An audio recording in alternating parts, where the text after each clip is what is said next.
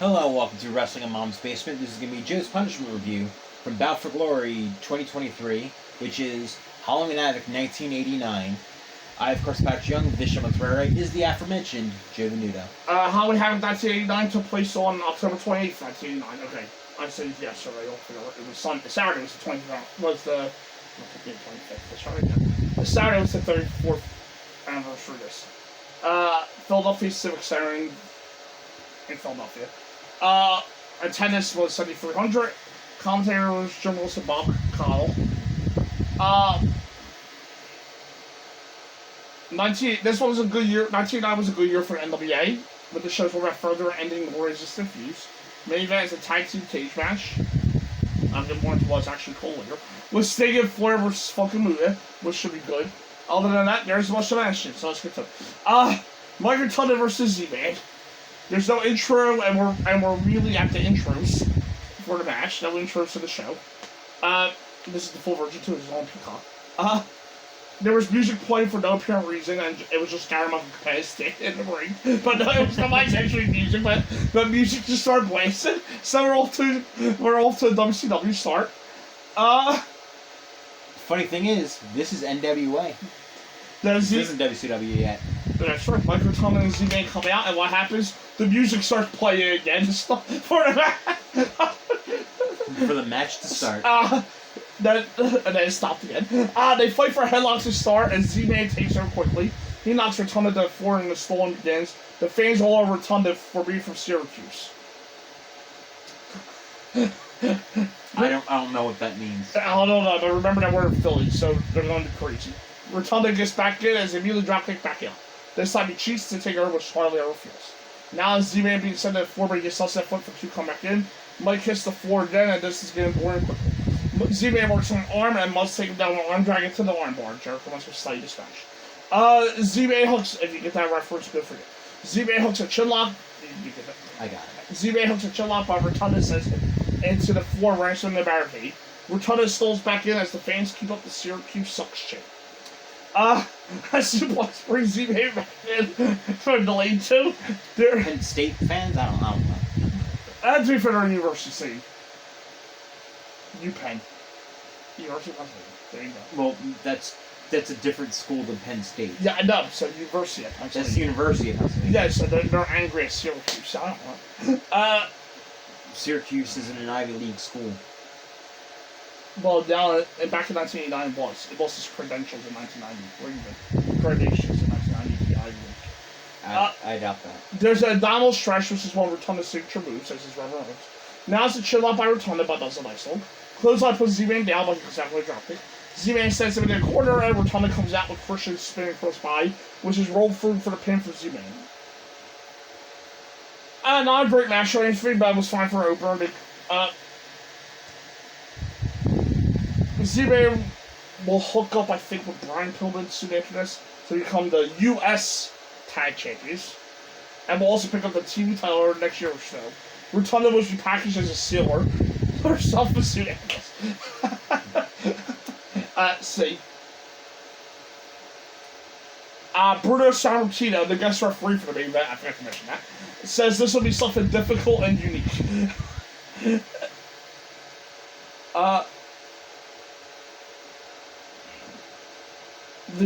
Up next, the Samoan SWAT team versus Midnight Express and Steve Williams. The Samoans are Samu and Fatu, the head shrinkers, and Samoan Savage, more famous as Tom, is accompanying them. It's supposed to have 4 before much contact is made, and we did stare down like this fucking Royal Rumble West Side Story musical. now they stare each other in the ring. So it's Lane versus Savage to start us off. Savage is only Samoan, not in white, so that helps. He gets knocked to the floor where Bobby hits him as I know steered out of the floor. Ultimate Bobby works the arm. Here's Samu and Bobby beats up the head shrinkers. Guess what's next? You guessed it, 6-man steer now. Samu chops Lane down. We're actually told that the Samoans are related. They're brothers. That's helpful if you're smart enough to be able to remember that family tree. You deserve an honorary degree from the university of your choice. Whether it's Syracuse or University of Penn or Penn State. Dr. Deck clears the ring and we reset things a bit. JR plugged Starcade, which was awful. It was a round-robin tournament instead of a traditional show, I feel completely. Doc, as they call him, Doc, or Death, Dr. Death, runs over to Samoa's and JR talks about football. Well, of course. Fatu comes in and it's Bobby working on his arm. Lane comes in and fires off his kicks, but it's kicked down by Samu, who is a lot more athletic than he looks. Matson Williams, who runs over more people than continues to chain ties from one to Eaton. The Samoans come in and ram their heads into Eaton, and as this match is getting very long. They take it to the floor and crush Bobby on the rail, and back into sunset focus 2 for Bobby. Savage hooks a nerve hole and thinks so down a lot. The Samoan manager, Albert Humperdinck, has some freaky eyes. Bobby tries to ram some Samoan heads together, and they're like, boy, please. Headbutt plug puts Eaton down again as he's in big trouble. Lane comes in without time, which just makes more trouble for Eaton. Fatu is a side slam, and it's a nerve hole again. Eaton escapes and literally falls in the corner for the hot side of Williams. Williams first the Suns around like giant from around some cruiserweights. Every breaks down, Lane puts, I think, some move down with a super kick. Cornette gets on the apron, and Lane is running to him, which allows Savage to steal the pin. It's okay, but this really need 18 minutes. The Samoans were a pretty awful team. At this point, by his faces in the WWF, they got way better. The Midnights will turn in about a month as they ended their annoying feud with the 99 Dudes, and annoyed the Steiners for a few more months as well as win the US tag titles as well. C+. Gary Hart says Terry fucking Lulu will be right. They're the J-Tex Corporation. And whoever J is will be there tonight. Now what's funny about this is, I never Gary Hart's words. I thought J-Tex was Japan and Texas. That would make sense, yes. Oh no. Tommy Rich versus the Cuban Assassin. Tommy Rich is allegedly on a comeback trail. JR basically says he's nothing, which makes you wonder why I want to watch this.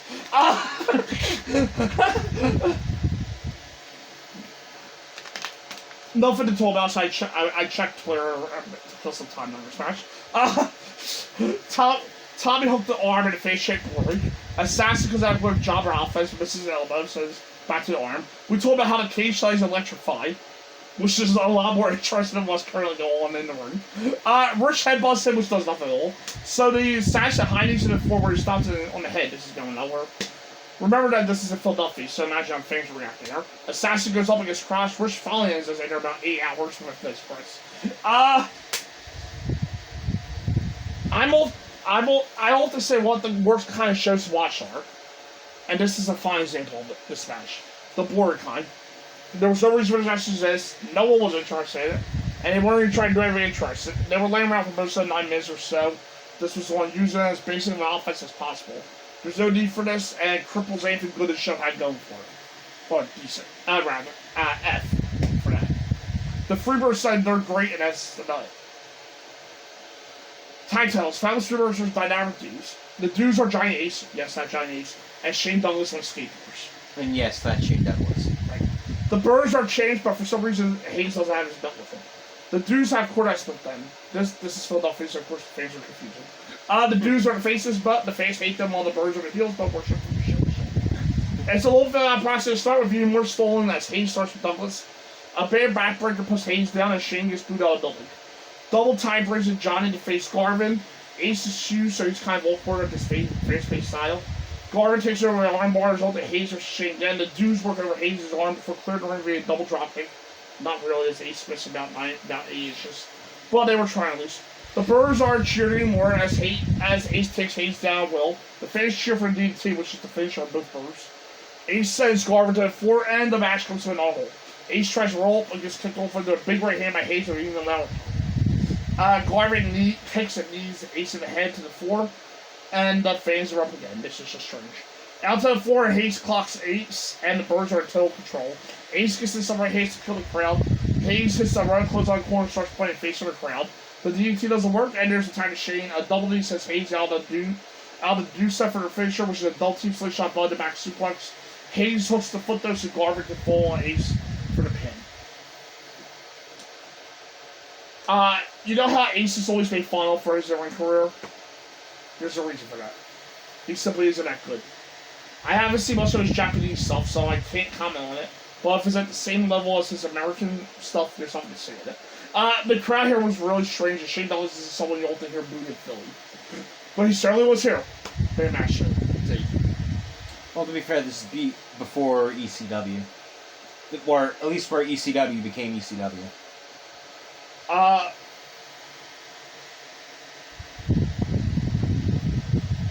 Up next, the Stein Brothers versus... The Steiners said they don't need strategy about the new team of Doom. Rick is still crazy at this point.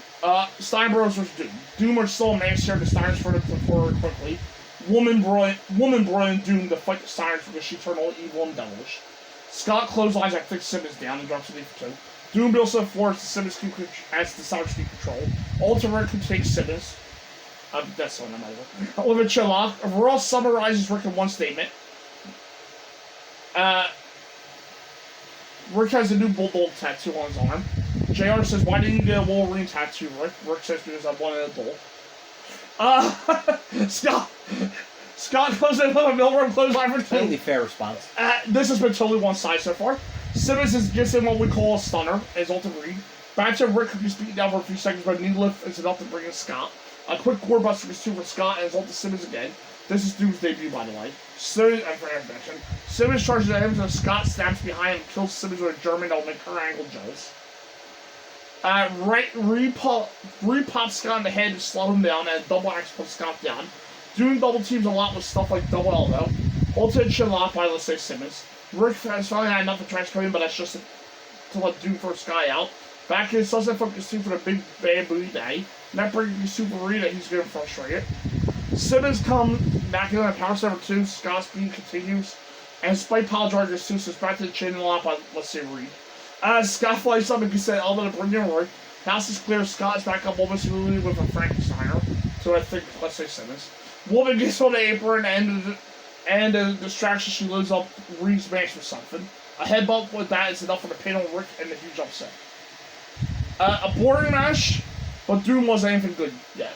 They will get much better next few months, and will go on to beat the Steiners for World Tag Titles, which I believe will go on to be the longest reign in the history of the tag titles. There's your trivia for that. Big match though, which is not a result when down B+.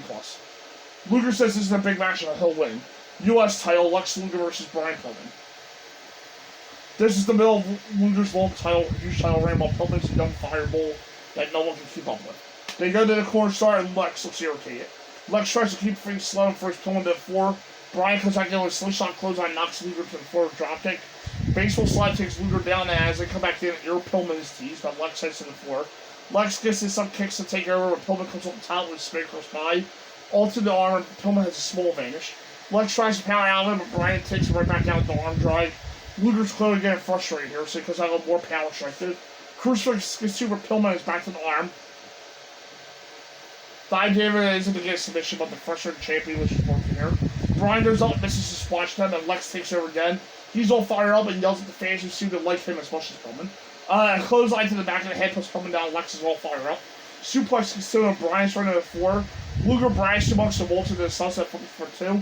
A big clothesline puts Lex over the top and out to the floor as Brian makes his comeback. There are 10 punches in the corner and a atomic drop to the boot. A top rope sunset flip gets 2. Pillman hits a jumping back elbow and Luger's in trouble. Pillman, the springboard clothesline gets 2. As Luger gets knocked into the ropes, all Pillman at the moment, but he misses a missile dropkick, and both guys are down. Pillman tries to speed things up and walks into a hot shot for the pin, and Luger retains. Luger wasn't the guy you want to run in a match, but if you give him the right guy to work with such as Pillman here, look out because you're likely to get out of nowhere great match. Pillman's flurry day was great, but he went too fast to try to do too much, and more Spears champion club. That's a nice little story and worked well here, giving you a great match. Tie for my match tonight. The Road Warriors say they like being underdogs. When were the Road Warriors ever underdogs? They say they'll tear down the skyscraper site. A time when they wanted to beat up somebody so bad that the odds on result would have been a DQ loss. Yeah. I guess. Road Warriors versus Skyscrapers. The Skyscrapers here are vicious and they inspire me. They're the bros of destruction in their day, and they literally tower over the Road Warriors. The Warriors quickly clear a ring as Animal versus Spivey at the moment. The Skyscrapers are the favorites here because they're undefeated. I'm not sure I'll buy that, but whatever. Ulta Hulk and they collide into no vanish. Hulk ducks a Sid clothesline, his woman's own, which knocks Sid to his knees. Shocking the tall one. Sid misses a shoulder block and Hulk tags an Animal. Expect a lot of the words and no one moves. Because Sella isn't much of an option here. Animal power slaves Sid and he rolls in the floor. Hulk and Sid have a test of strength and Hulk goes down while challenges inner Hulk to fight up. Hulk busts out a freaking monkey flip. And clothesline, which doesn't take Sid down. Ulta Animal versus Spivey. Animal knocks around it. Spivey knocks him in the corner, result to Sid versus Hulk. Hulk takes him to the mat, but Sid nips up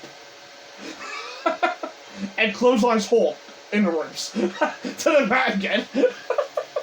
Somehow Sid missed a clothesline and hit Hulk in the ribs. Sid hits what we would call the Eye of the Storm for 2. Imagine Sid doing that move. Is it Hurricanes? No, James Storm's Eye of the Storm. Oh, yeah. Okay. Yeah, imagine staying in control of your body doing that. Okay. Back to Spivey and the move of the match. The clothesline. Takes him down again. Spivey shrugs it off and hits a suplex for 2. The guys are all gassed now. It's really obvious, all 4 of them. Hulk reverses a suplex into all of his own, but still can't make the tag. We get the unseen tag to Animal on the Beagle. Hulk continues. Bird Boy gets a boot and a clothesline force to bring in Animal. Aaron breaks down. Tay brings in a metal key for Spidey to hit Animal for a DQ. The key is something that was related to Mormon the Lunatic, but was not quite explained on anything. The match sucked, but I did hear that was fun. This is a big clash of the Titans. That's all it needed to be. They pounded on each other and barely sold things, but do you really need to? Sometimes just a battle of Titans is all you need, and that's what you got here. Band match are very fun. D+. They'll declare the post match. Ole Anderson says he'll never throw in the towel, which is the only way to lose the main event. Flair Sting say just about what you would expect Flair Sting to say. Sting and Ric Flair versus Great Muta and Terrific. This is the Thunderdome cage match. It's an electrifying cage and Bruder Simon King is refereeing. You know he's just a big pop in Murphys. This is a combination of 2 feuds. Sting versus Muta and Flair versus Funk. The latter was top feud this summer with the former just a step behind. When it's likely that Sting is... At this point in time, when it's likely Sting might be the worst wrestler in the match. At this point. You know you've got some talent in the ring. You win by having your opponent's team throw in a towel, and it's Ole Anderson and Gary Hart as the towel bearers. This isn't a regular cage, but rather a cell type one. There's no roof, but it slants in, and then that's the electrified part, so no one is getting in around. Funk tries to escape because he's a little nuts. Sullivan catches on fire, so Muta spits green mist to play out. Okay, so it's Flair versus Funk that goes go. Flair chops away and Funk is in trouble already. Everyone comes in and Muta goes after Bruno, which that combo does not work out. Muta versus Bruno. Flair throws Funk to the floor, which is a DQ because it's a cage, of course, just reminds. Alta Sting takes it to the space between the ring and the cage. Back to the Flair slams Funk down and rolls forward, slapping Muta in the process. That was awesome. Sting comes in with a perfect dropkick and announces Blaze Ultimate Warrior. Sting's all partner. Ulta Muta, who's thrown back into Funk leads. Muta is undefeated at, I think, TV champion at this point. JR's next sentence. Suplex by Sting on undefeated television champion of the world. Thanks, JR. That was right. Sting and Flair dominate so far. Everyone breaks down to half that floor. Muta and Sting wind up in the ring with the great one. Muta, not Rock. Taking over for the first time. Funk stomps will Sting outside. I think the tag apart is gone. Muta and Funk double team Sting in the ring with a bunch of elbow drops and Flair comes out in from the scene. Muta misses a high kick as Sting bolts him down. Funk takes one as well as Flair standing on apron again. He comes back in and brings up the double team down and climbs the cage with Funk. Sting suplexes Muta and now everyone but Funk is climbing. Muta goes up high enough that his feet are above the top rope. He might have got electrocuted also. Flair chops Funk so hard that Funk starts climbing the cage. Flair chases Funk, and in a scary spot, Funk is hanging from the top of the cage while Flair chops him. Funk stays caught in the cage as Sting slams Muta. Everyone but Funk is back in the ring now, and Muta's tossed out. Muta goes on the ring as Funk climbs up again. Sting goes after him as Flair puts the third form Muta. I really don't know if there's any need for Bruno in this match. By the way, for no apparent reason, Flair lets the figure 4 out. There was no Funk or anything anywhere near him, and he just let go. Muta gets a hard kick with the Flair. Sting swings on the rope like Tarzan, but crashes himself in the process. Muta hooks a modified Deathlock with Flair, and hooks a Brian neck crank at the same time. Funk ties Sting to the cage and goes into Spike Pile Drive Flare. Sting finally gets loose, climbs even high, and dives on the Funk. He will be like 3 feet above the top rope for that. Muda climbs up and Funk has a bad leg. You can feel Flair smiling from here. There's a knee crusher. Sting goes after Muda. Muda goes to the moonsault, but Sting crushes him. Figure 4 Funk and Sting splashes him from the top. There's a second splash and Bruno clocks Muda. Only punches hard, which sends the tail flying, and that's good enough for Muda to call for the bell. And my match done.